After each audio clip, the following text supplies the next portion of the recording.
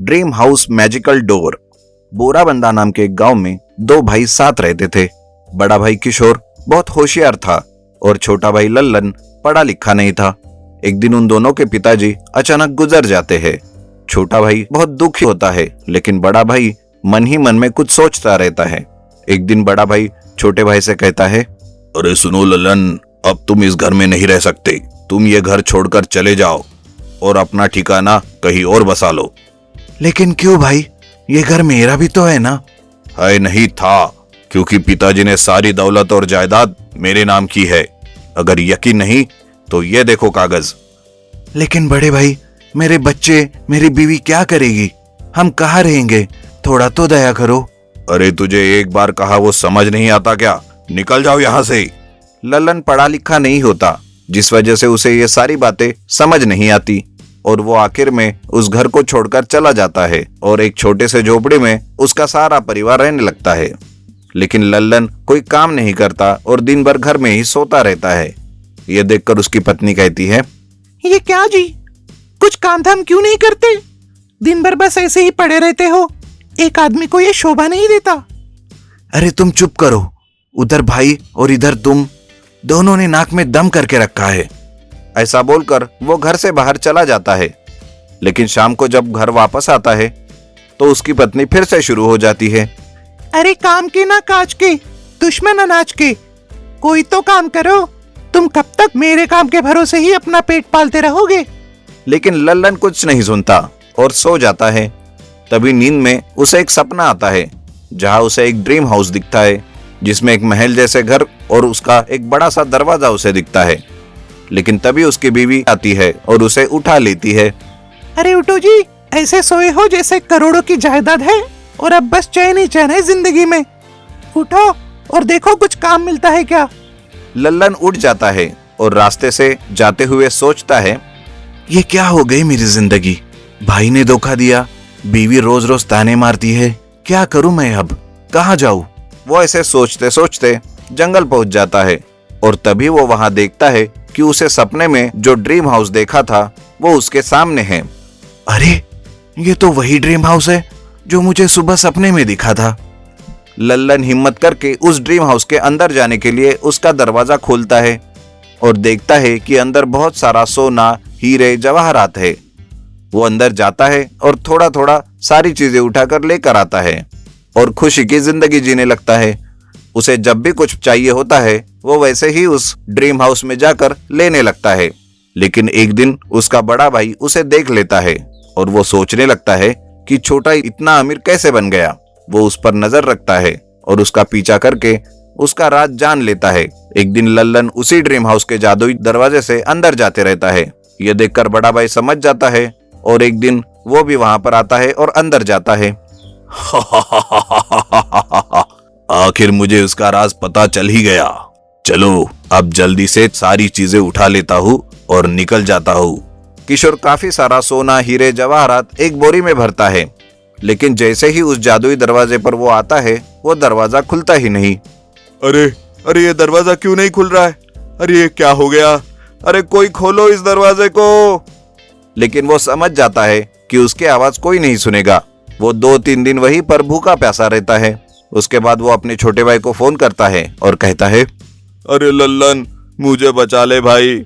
मैं इस dream house के जादुई दरवाजे के पीछे फंस गया हूँ और ये दरवाजा अब नहीं खुल रहा। मुझे निकालो यहाँ से। अरे ये क्या किया भाई? आप लालच से वहां पर गए और उस जादुई दरवाजे ने आपके मन का लालच भांप लिया, इसलिए अब वो नहीं खुल रहा। अब ये तभी खुलेगा जब आप सारा सामान जो आपने लिया वही वापस छोड़ देंगे। इस तरह किशोर ना चाहते हुए भी सारे हीरे, जवाहरात और सोना वहीं पर छोड़ देता है और दरवाजा खुल जाता है। और इस तरह से उस ड्रीम हाउस का दरवाजा सिर्फ मन के अच्छे आदमी के लिए ही खुलता है। छोटा भाई लल्लन हमेशा उस ड्रीम हाउस में जाता रहता है, लेकिन किशोर को वो ड्रीम हाउस उस दिन से ही दिखना बंद हो जाता है। अंडरग्राउंड गोल्डन नागिन। भद्रनाग नाम के गांव में प्रमोद नाम का एक आदमी रहता था। वो बहुत अमीर था। वो अमर रहना चाहता था और इस अमर बनने के चक्कर में वो दुनिया में हर कोने में जाकर हर उस चीज को करता जो उसे पता चलती थी, लेकिन फिर भी उसका समाधान नहीं होता।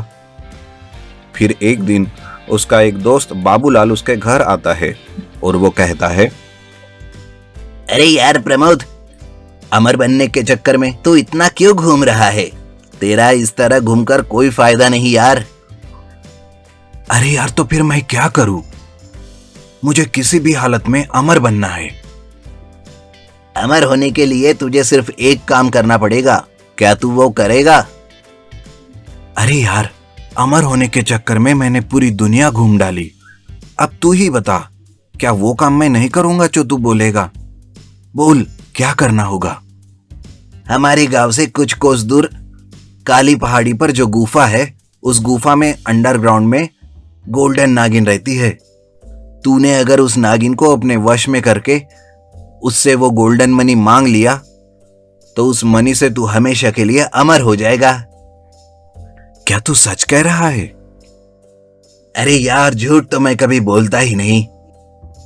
तो फिर तय रहा बाबूलाल, तू भी मेरे साथ चलेगा। लेकिन एक बात ध्यान में रखना प्रमोद, यह करना जितना आसान लगता है उतना है नहीं। इस काम में जान भी जा सकती है। प्रमोद और बाबूलाल मन बनाकर उस गुफा में जाने के लिए निकल पड़ते हैं। लेकिन जैसे ही वो दोनों थक कर गुफा के बाहर आराम करने बैठते हैं, एक बहुत बड़ा राक्षसी कीड़ा गुफा के अंदर से आता है। उसे देखकर दोनों बहुत डर जाते हैं, लेकिन हिम्मत करके उस राक्षसी कीड़े से बचकर दोनों उससे लड़ते हैं। लड़ते लड़ते बाबूलाल के पेट में वो राक्षसी कीड़ा अपना डंक घुसा देता है, जिस वजह से बाबूलाल वहीं पर मर जाता है। प्रमोद कहता है, बाबूलाल, नहीं नहीं नहीं, ये क्या हो गया? मैंने तुझे मेरे साथ आने के लिए नहीं कहना चाहिए था यार।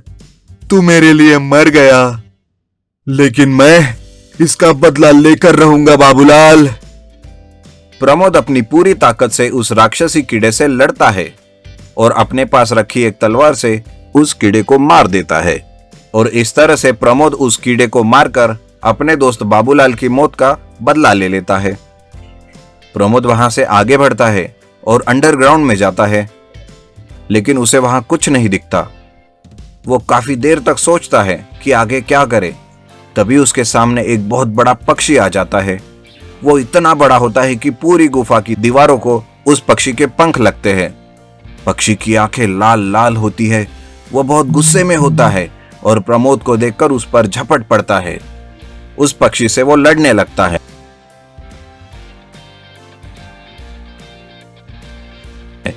आखिर प्रमोद अपनी चालाकी से उस पक्षी के ऊपर चढ़ता है और उसे तलवार से मार देता है। वो पक्षी वहीं पर मर जाता है। चलो, ये पक्षी तो मर गया, लेकिन वो गोल्डन नागिन कहां मिलेगी? प्रमोद गोल्डन नागिन को ढूंढते ढूंढते धीरे धीरे आगे बढ़ता है। तभी उसके सामने वो गोल्डन नागिन आती है। उसे देखकर प्रमोद की आंखें अंधी सी हो जाती है, क्योंकि वो नागिन गोल्डन होती है और वो बहुत चमकती रहती है। तुम कौन हो और यहाँ क्यों आए हो? क्या तुम्हें मरने से डर नहीं लगता? मैं या तो मरूंगा या मारूंगा नागिन। अच्छा, तुम अपने आप को बहुत बहादुर समझते हो। मैं तुम्हारे सामने खड़ा हूं, तुम्हें तो समझ ही लेना चाहिए। इतना घमंड अपनी बहादुरी पर ठीक नहीं होता। लेकिन बताओ, तुम यहाँ क्यों आए हो? मुझे अमर बनना है गोल्डन नागिन, और अमर बनने के लिए तुम्हारे गोल्डन मनी की जरूरत है। तुम्हारी इतनी हिम्मत है इंसान, तुम्हें अभी मजा चखाती हूँ। गोल्डन नागिन गुस्से से प्रमोद से लड़ने लगती है और उसे काटने के लिए कोशिश करती है, लेकिन प्रमोद अपनी बहादुरी से हर वक्त उससे बचता जाता है। लेकिन इंसान अपने घमंड से जीता है कभी? प्रमोद नागिन से लड़ते लड़ते एक बार उसके चपेट में आ ही जाता है और गोल्डन नागिन उसे अपने सुनहरे दांतों से काट लेती है और प्रमोद वहीं पर मर जाता है।